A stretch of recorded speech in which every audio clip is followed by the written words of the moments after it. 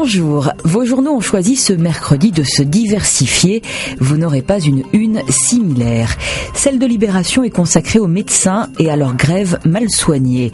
Pour le quotidien, leur colère est plus profonde que simplement liée à l'instauration du tiers payant. La profession s'estime délaissée par la ministre de tutelle qui n'a pas su dialoguer avant d'imposer un changement nécessaire.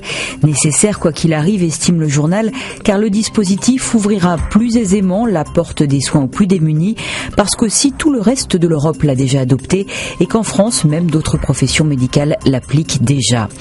Moderniser la médecine, c'est aussi ne pas se voiler la face sur d'épineuses questions d'éthique.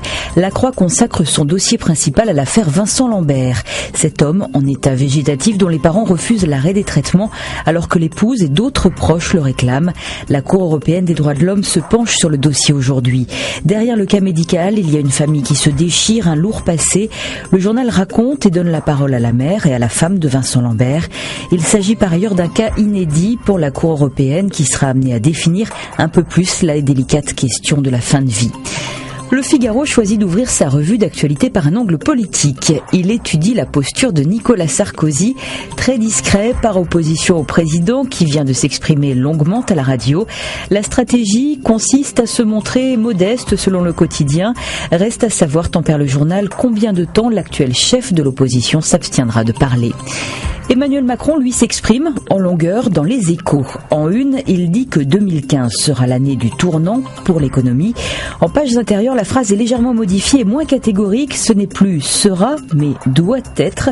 Le ministre de l'économie assume par ailleurs sa position libérale. Il dit notamment qu'il faut que les jeunes Français aient envie d'être milliardaires.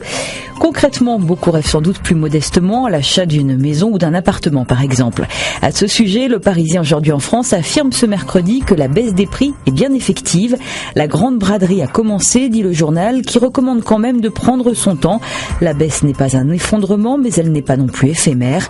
Sachez par ailleurs que les situations ne sont pas équivalentes partout. Lyon, par exemple, résiste à la baisse. On se quitte sur une note humoristique avec ce dessin de Willem, qui lui aussi s'interroge sur le temps durant lequel Nicolas Sarkozy tiendra dans sa modeste posture. Bonne lecture, à demain.